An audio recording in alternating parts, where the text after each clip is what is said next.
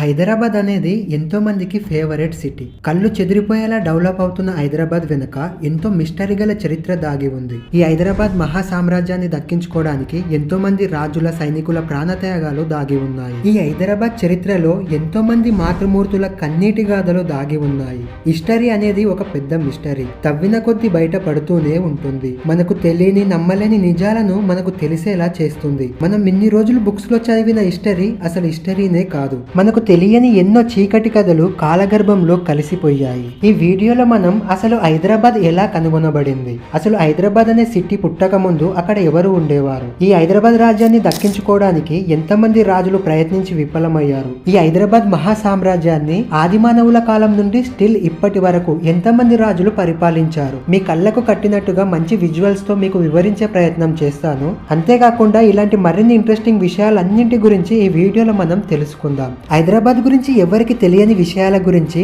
Hyderabad history పైన ఒక series తీసుకురావాలని అనుకుంటున్నాను. మీ సపోర్ట్ గా వీడియోకి ఒక లైక్ చేసి ఛానల్ ని సబ్స్క్రైబ్ చేసుకొని నన్ను మోటివేట్ చేస్తారని కోరుకుంటున్నాను. ఇక వీడియోని లేట్ చేయకుండా స్టార్ట్ చేద్దాం.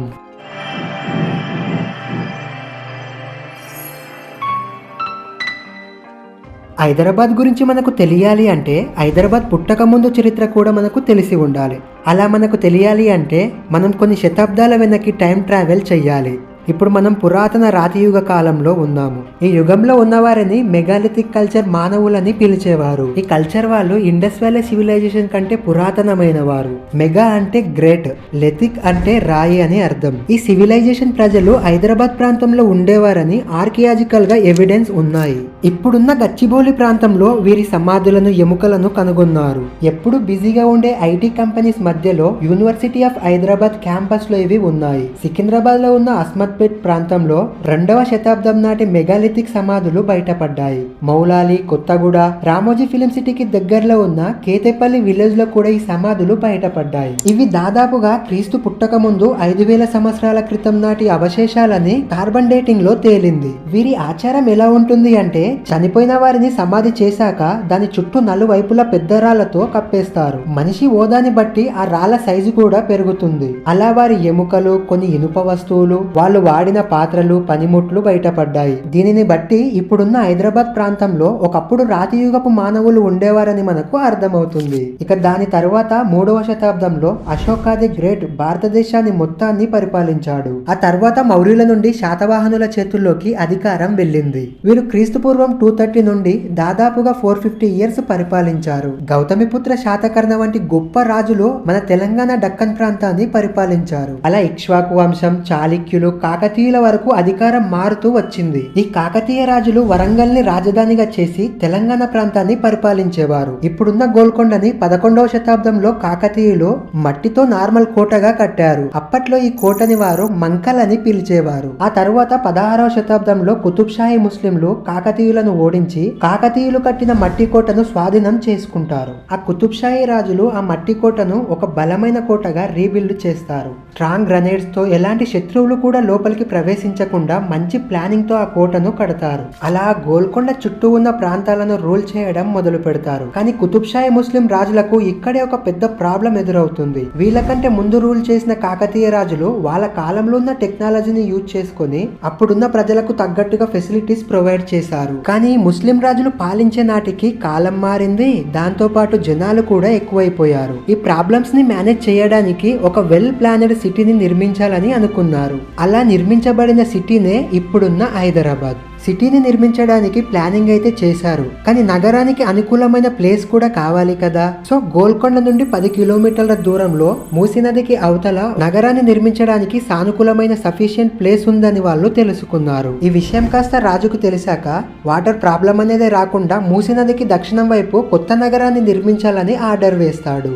అలా 1591లో మహమ్మద్ కులీ కుతుబ్ షా హైదరాబాద్ నగరాన్ని ఎస్టాబ్లిష్ చేస్తాడు. ఈ కుతుబ్ షాహీ సుల్తాన్ల వంశంలో 5వ రాజే ఈ ఈ మహమ్మద్ కులీ కుతుబ్ షా. గోల్కొండ రాజ్యం నుండి కొత్త నగరానికి వెళ్లాలంటే మధ్యలో మూసీ నదిని దాటాల్సి ఉంటుంది. అలా దాటడానికి కట్టిన బ్రిడ్జే ఇప్పుడున్న పురాణపూల్ వంతెన. ఈ పురాణపూల్ బ్రిడ్జ్ కి ఒక మంచి లవ్ స్టోరీ కూడా ఉంది. మూసీ నదికి అవతల వైపు భాగ్యమతి అనే ఒక హిందూ అమ్మాయి ఉండేది. ఈమె చెంచలం అనే చిన్న పల్లెటూరులో ఉండేది. ఈ చెంచలాన్ని ఇప్పుడు షాలిబండగా పిలుస్తున్నారు. ఈ భాగ్యమతితో అప్పటి మహమ్మద్ కులీ కుతుబ్ షా యువరాజు ప్రేమలో పడతాడు. ఈ యువరాజు ఉప్పొంగుతూ ప్రవహిస్తున్న మూసీ నదిని దాటి ఎవ్రీడే ఆ ప్రిన్సెస్ భాగమతిని కలిసేవాడు. ఈ విషయం తెలుసుకున్న యువరాజు వాళ్ళ డాడీ ఇబ్రాహిం కులీ కుతుబ్ షా వాళ్ళ కోసం వాళ్ళ ప్రేమకు గుర్తుగా ఈ వంతెనను కడతాడు. ఇది ప్రేమికుల కోసం కట్టిన వంతెన కాబట్టి దీనిని మొదట్లో ప్యారానాపూల్ అని పిలిచేవారు. కాలక్రమంలో అది పురాణపూల్ గా మారింది. దక్షిణ భారతదేశంలో పురాతన శిలలతో నిర్మించిన మొట్టమొదటి వంతెన ఇది. ఈ బ్రిడ్జి పైన ప్రేమ జంటలు నడిస్తే వారి ప్రేమ సక్సెస్ అవుతుంది అని ఇప్పటికీ కూడా నమ్ముతారు.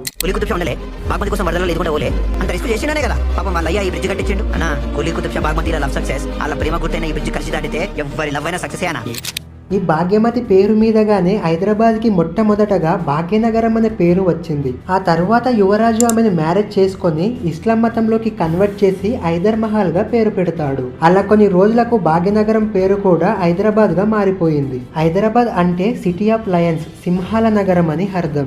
ఈ హైదరాబాద్ ని నిర్మించడానికి ఇరాన్ దేశానికి చెందిన ఫేమస్ ఆర్కిటెక్ట్ అయిన మీర్ మొమిన్ ని పిలిపించుకున్నారు. ఈ మీర్ మొమిన్ ప్రపంచ ముఖ్య నగరాల్లో ఉండే సకల సౌకర్యాలు మన హైదరాబాద్ లో ఉండే డిజైన్స్ రెడీ చేసి యువరాజుకు చూపిస్తాడు. ఈ కొత్త నగరాన్ని ఇరాన్ దేశంలో ఉండే ఇస్ఫహాన్ నగరం మాదిరిగానే ఉండే విధంగా నిర్మించారు. అలా కొత్త నగరం పూర్తయ్యాక మహమ్మద్ కులీ కుతుబ్ షా గోల్కొండ నుండి హైదరాబాద్ కి షిఫ్ట్ అయిపోతాడు. హైదరాబాద్ ని క్యాపిటల్ గా చేసి పరిపాలించడం మొదలు పెడతాడు. అలా కొన్ని రోజులకు దేశంతో పాటు హైదరాబాద్ వ్యాప్తంగా ప్లేగు వ్యాధి వ్యాపిస్తుంది. ఈ వ్యాధి కారణంగా చాలా మంది ప్రజలు చనిపోతారు. ఆ వ్యాధి మొత్తం తగ్గి ప్రజలంతా సుఖ సంతోషాలతో ఉంటే మసీదుని నిర్మిస్తానని ఆ అల్లాకి మొక్కుతాడు. అలా మొక్కుకున్నట్టుగానే ఇరాక్ దేశంలోని ఇమాం అలీ రాజా సమాధి మాదిరిగానే 4 స్తంభాలు వచ్చే విధంగా ఈ చార్మినార్ ని నిర్మిస్తాడు. ఈ చార్మినార్ యొక్క స్పెషాలిటీ ఏంటి అంటే ఏ యాంగిల్లో చూసినా కూడా చార్మినార్ యొక్క 4 ముఖాలు కనిపించే విధంగా దీనిని కట్టారు. ఈ కుతుబ్ షాహీ సుల్తాన్లు పాలించిన టైంలో హైదరాబాద్ లో ఎన్నో డెవలప్మెంట్స్ జరిగాయి. చార్మినార్, గోల్కొండ, మక్కా మసీద్, కుతుబ్ షాహీ టోమ్స్ వంటి అద్భుతమైన కట్టడాలలో వారి ఇస్లామిక్ వాస్తు శిల్పకళ మనకు కనిపిస్తుంది. వీరి కాలంలోనే ముత్యాలు, డైమండ్స్ వంటి వాటిలో హైదరాబాద్ మెయిన్ ట్రేడింగ్ సెంటర్ గా ఉండేది. ఫన్ ఫ్యాక్ట్ ఏంటి అంటే స్టిల్ ఇప్పటికీ కూడా మన దేశంలో 80% ముత్యాలు హైదరాబాద్ మాత్రమే ప్రొడ్యూస్ చేస్తుంది. అందుకోసమనే హైదరాబాద్ ని పియర్స్ సిటీ ఆఫ్ ఇండియా అని పిలుస్తారు. అలా 17వ శతాబ్దం వచ్చేసరికి సుల్తాన్ల డైనాసిటీ పతనమయ్యి మొఘల్స్ రాజ్యం మొదలవుతుంది.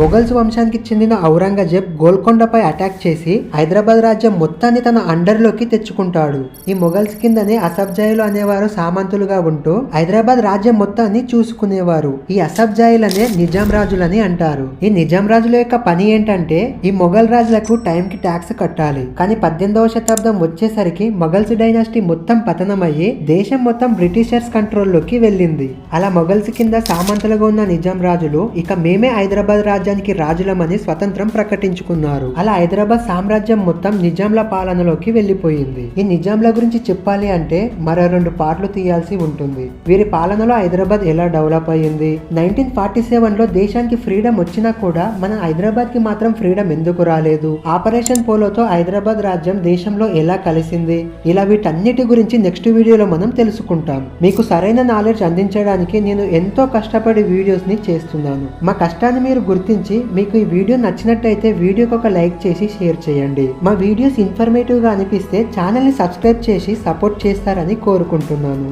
మళ్ళీ నెక్స్ట్ వీడియోలో కలుద్దాం. అంతవరకు ఉంటాను. Bye bye.